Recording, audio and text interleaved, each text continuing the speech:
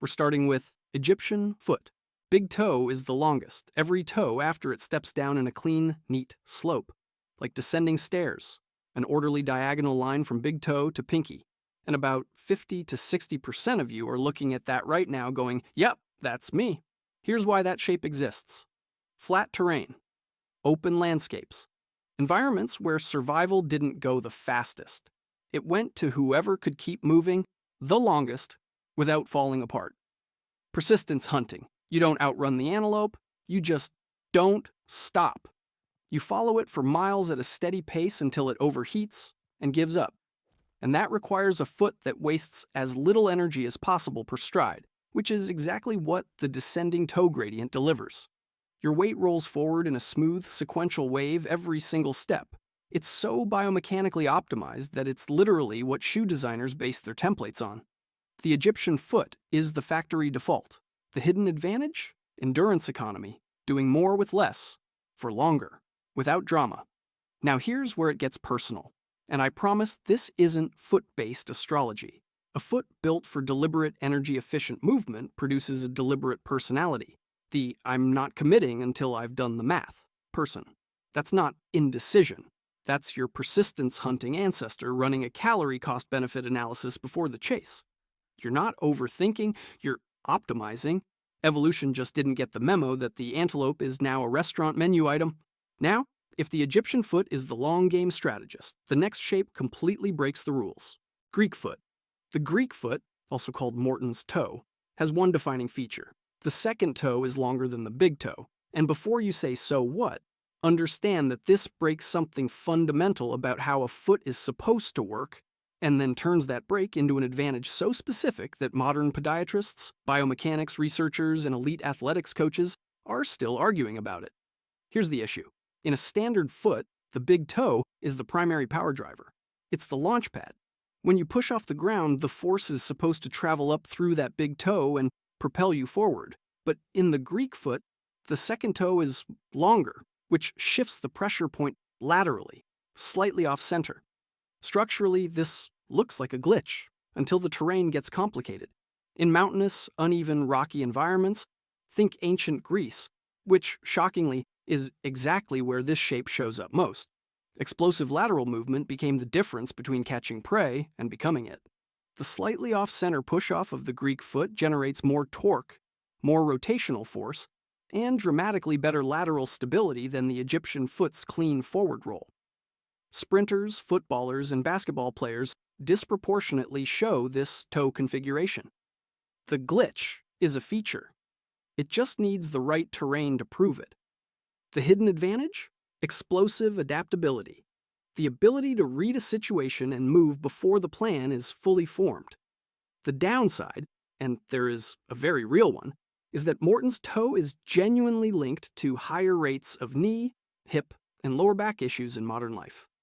We've engineered a world of flat, predictable surfaces and then asked an explosive, terrain-hungry foot to just walk down a hallway. That lower back pain you've been blaming on your chair? It might be an evolutionary mismatch, not a posture problem.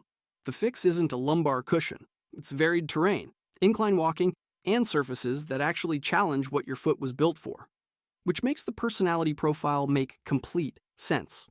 A nervous system built for fast decisions in fast-moving environments doesn't slow down just because the terrain did. The Greek foot personality is the impulsive catalyst, the one who books the flight before checking if anyone else is free. It's not recklessness. It's a body still waiting for the mountain it was promised. Now, if the Greek foot is the explosive outlier, the next shape is the one that actually held civilizations together. Meet the foundation foot. Roman foot. The Roman foot has 3 or more toes at nearly identical lengths, creating a broad, almost rectangular front. If you've ever struggled to find shoes that fit because they're always too narrow in the toe box, congratulations. You've been living the Roman foot experience your entire life without a diagnosis. The shoe industry was not built for you. It was built for the Egyptian foot. You've just been quietly suffering and assuming that's just how shoes work. That wide, even structure isn't a flaw. It's a load-bearing platform. The even toe length distributes your body weight across the entire front of the foot simultaneously, rather than rolling it through a sequence. Less dynamic than the Egyptian, less explosive than the Greek, but dramatically more stable. You don't generate the most momentum per stride, but you almost never lose your footing. On uneven ground, carrying weight, navigating chaos, and the Roman foot is a foundation that doesn't move unless it decides to. The hidden advantage? Structural reliability under pressure. This foot kept Roman legions marching across continents for decades. Not fast, not flashy, just relentless and unbreakable. The personality echo is the stabilizer. And here's the most honest way to put it. If the Greek foot starts the fire and the Egyptian foot plans the escape route, the Roman foot is the one who actually carries everyone's gear out of the building without complaining, while somehow also holding the door. You're the social infrastructure nobody notices until it's gone. The next shape gets completely done dirty by its own name. The square foot, also called the peasant foot, sounds like an insult. It isn't. It might actually be the most structurally bulletproof foot on this entire list. Square or peasant foot? First, let's address the name. Peasant foot is doing this shape absolutely no favors. Whoever named it clearly had an agenda, because what they're actually describing is a foot where all 5 toes are nearly identical in length, creating a wide, flat, perfectly even front. That's not peasant engineering. That's a structural baseplate. The even toe length means pressure is distributed across the entire forefoot simultaneously, not sequentially like the Egyptian, not explosively off-center like the Greek, not just the front 3 like the Roman. All 5 toes are sharing the load equally, at all times. The result is a foot with exceptional ground contact, maximum surface area, and almost 0 weak points in the load-bearing structure. It's the widest stable base you can build a human body on top of. The evolutionary context is heavy labor in dense, unforgiving terrain. Farming, building, hauling, environments where you're not hunting or sprinting, you're working. All day, every day, for years.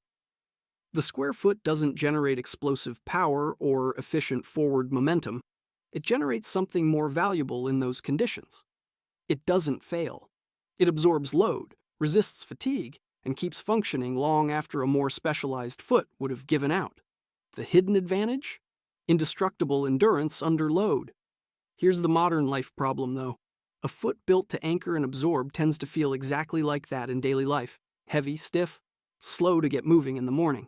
The same quality that made your ancestor immovable under a full harvest load is the reason you need 3 alarms, a coffee, and a personal negotiation with yourself before changing plans last minute. The personality profile is resilience. Square-foot people are almost always the ones still standing at the end of something brutal, mildly confused about why everyone else sat down. Drop square in the comments. And be honest, are you the person who says I'm fine while visibly not being fine? The next shape is genuinely rare and genuinely misunderstood. The Celtic foot breaks almost every pattern we've covered so far, and if you have it, there's a good chance you've spent your life finding solutions nobody else thought to look for. Celtic foot. The Celtic foot is the most structurally chaotic shape on this list, and I mean that as a compliment. The defining feature is an uneven, irregular toe pattern. A big toe of medium length, a second toe that's noticeably longer, and the remaining toes dropping off in an uneven, asymmetrical cascade. This shape is most common in populations from the British Isles and northwestern Europe, hence the name, where terrain was genuinely brutal. Dense forests, boggy marshland, rocky coastal cliffs, unpredictable ground that changed character every few meters. In those environments, a standard foot was actually a liability. What you needed was a foot that could micro-adjust constantly, redistributing weight in real time across an irregular surface without losing momentum or stability. The uneven toe length, which looks like a structural inconsistency, is actually a dynamic pressure system. Different toes engage at different points in the stride cycle, giving the Celtic foot an almost instinctive ability to find grip and balance on surfaces that would destabilize a more optimized foot. The hidden advantage? All-terrain adaptability. Not the fastest, not the strongest, but functional on ground. Nobody else can navigate cleanly. The modern life conflict is real here too. Structured, repetitive environments, 9 to 5, same route, same tasks, are genuinely physically and psychologically mismatched for this foot type. Your ancestor never walked the same ground twice. You're being asked to walk the same hallway every day for 30 years, If you have Celtic feet and feel stuck in a cubicle, you literally need to change your walking route or take up a hobby like trail running or rock climbing, something that forces your feet to do the math they were built for. The personality profile is the Maverick, and specifically, the problem-solving kind. Celtic foot people tend to thrive in ambiguous, complicated situations where the standard approach doesn't work. They find paths others miss. The flip side is that straightforward, linear environments feel deeply unstuffing. Give a Celtic foot person a clear, predictable system to follow and watch them quietly lose their mind. The next shape carries the most specific, most targeted evolutionary advantage of anything we've covered until now: Germanic foot. The Germanic foot has one defining feature that separates it from everything else on this list: a long, prominent, big toe, with the remaining 4 toes sitting at nearly the same length, creating a broad, straight, rectangular front. It's the widest, most structurally commanding shape on this list, and like the Roman foot, the shoe industry has largely ignored it. If you constantly need a wider toe box, this is probably why. This shape is most associated with Northern and Central European populations, Scandinavia, Germany, the Low Countries, where the environmental challenge wasn't mountains or open savanna. It was cold, dense, forested. Terrain where the margin for error was essentially zero and surviving winter wasn't about speed or endurance. It was about doing the right thing, in the right sequence, with no wasted movement. That broad, even toe platform creates exceptional pressure distribution during the mid-stance phase of the stride. The moment your full weight is loaded and the ground is telling you everything about what comes next. The hidden advantage? Precision under load. The ability to be fully present in each step before committing to the next one. The downside is structural. A foot this wide and stable wasn't built for the narrow, tapered footwear modern life defaults to. Germanic foot people accumulate more forefoot discomfort, more bunion pressure, and more fatigue from ill-fitting shoes than almost any other shape. The fix isn't better insoles. It's a wider toe box, and surfaces that let the foot actually spread and load the way it was built to. The personality profile is the specialist, the person who gets extraordinarily good at one specific thing and applies it with a level of detail that makes everyone else feel slightly inadequate.